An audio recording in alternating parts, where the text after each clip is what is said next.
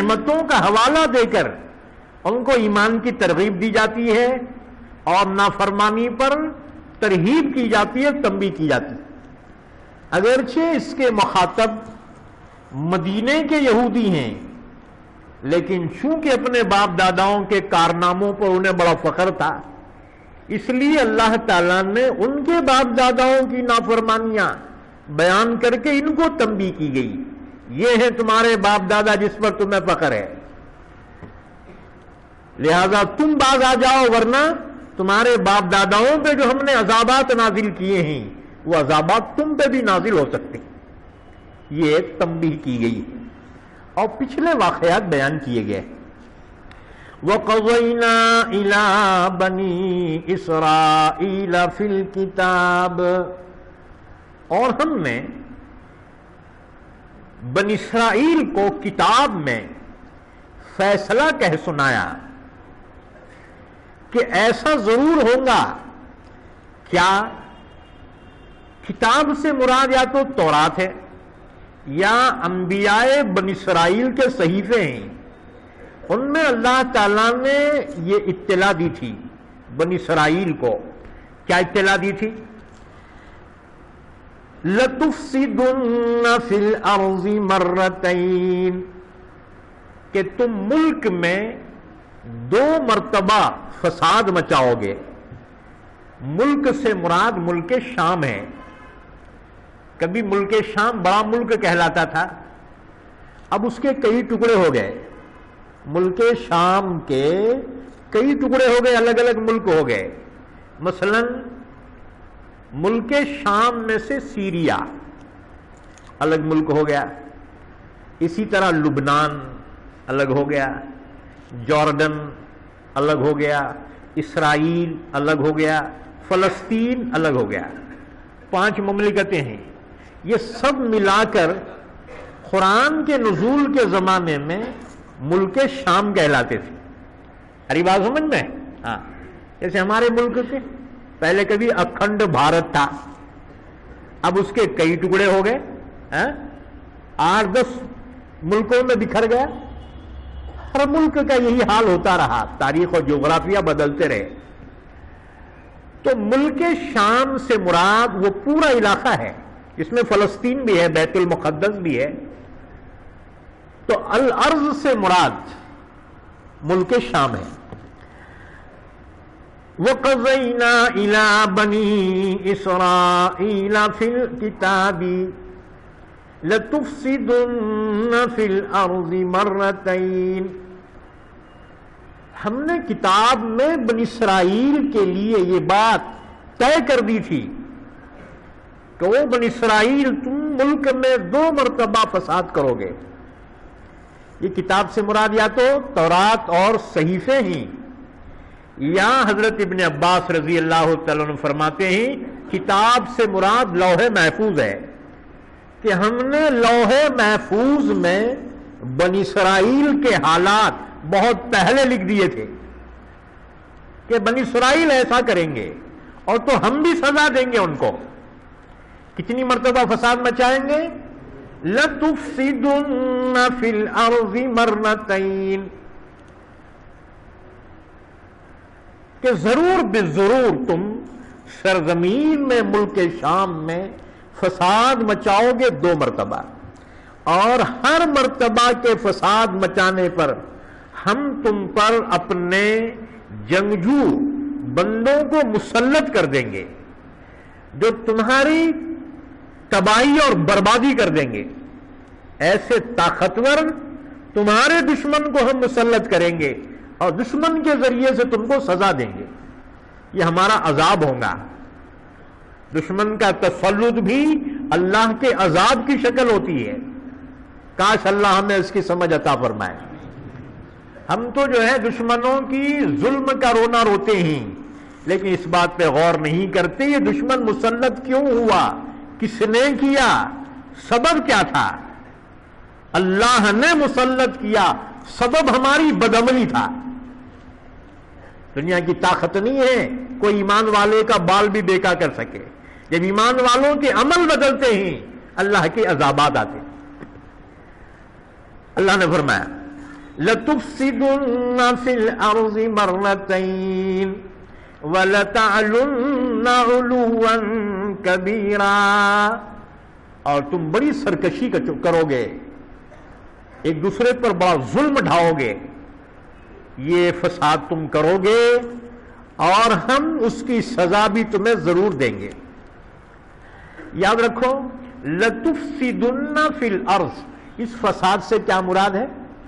اس فساد سے مراد ہے حقوق اللہ کی نافرمانیاں، کہ تم توحید کو چھوڑ دو گے، شرک کرو گے، اللہ کی عبادت سے روگردانی اختیار کرو گے، اللہ کے حقوق کی کوتاہی کرو گے، تو ہم تمہیں سزا دیں گے۔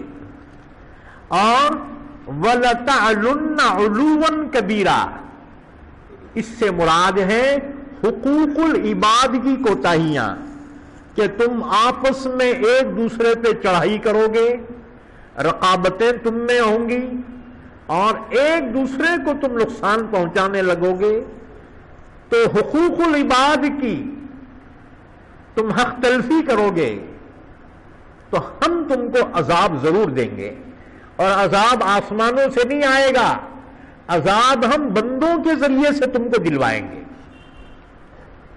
اور وہ بندے ہم تم پر مسلط کریں گے جو بہت طاقتور ہوں گے، تم اس کا مقابلہ نہیں کر سکو گے۔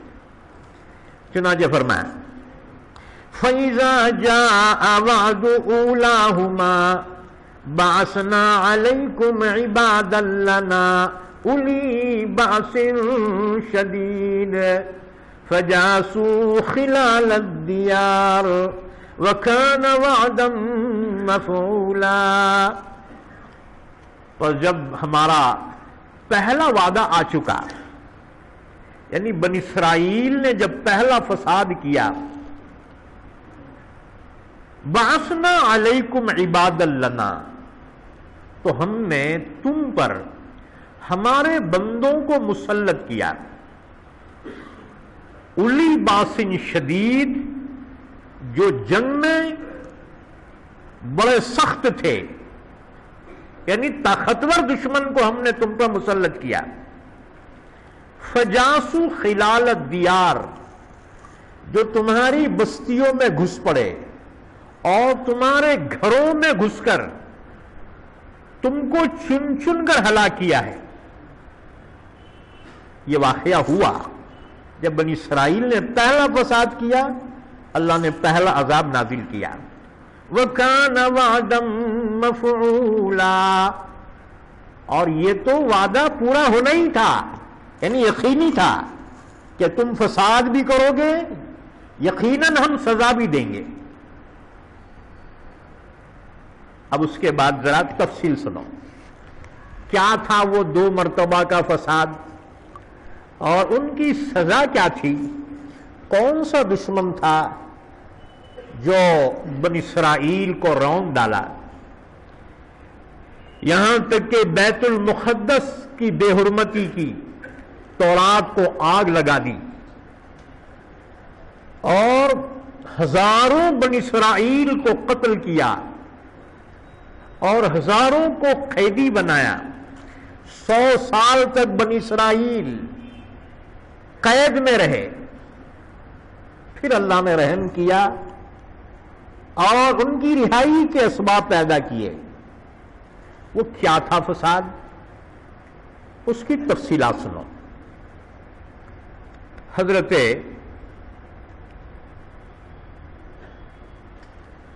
شعیہ علیہ السلام پیغمبر ہیں۔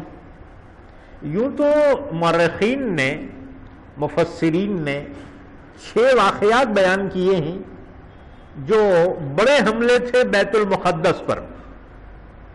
حضرت داؤد علیہ السلام کے بعد، سلیمان علیہ السلام کے بعد یہ حالات پیش آئے جسے قرآن نے بیان کیا۔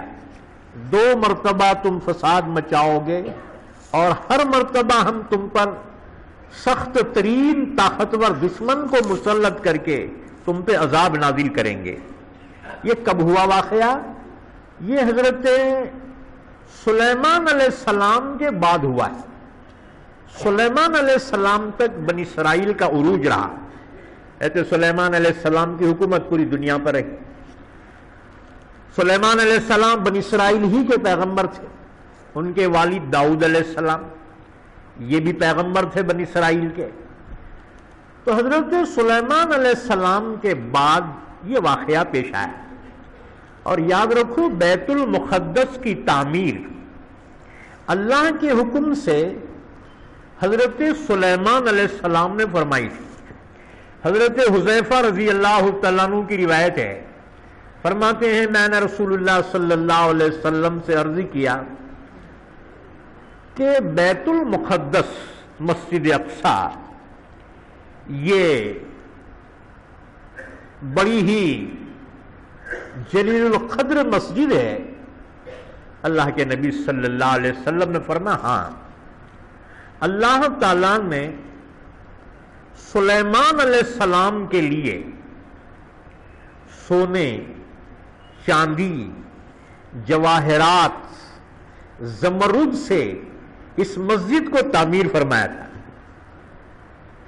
اور مسجد کی تعمیر کے وقت جناتوں کو سلیمان کے تابع کر دیا تھا کہ سلیمان علیہ السلام نے جناتوں سے یہ ساری چیزیں منگوائی اور بیت المقدس کو تعمیر کروایا.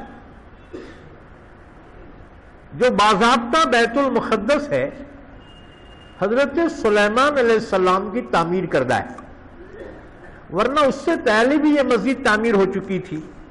ابراہیم علیہ السلام نے اس کو تعمیر فرمایا تھا.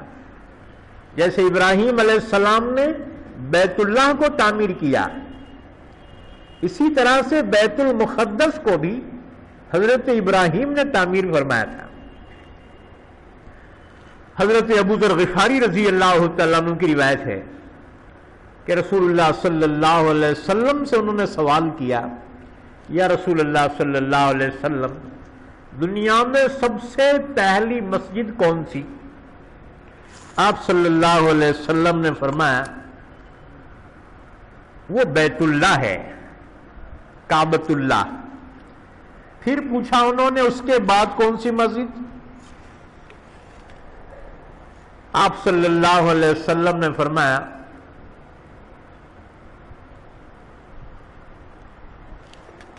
بیت المقدس.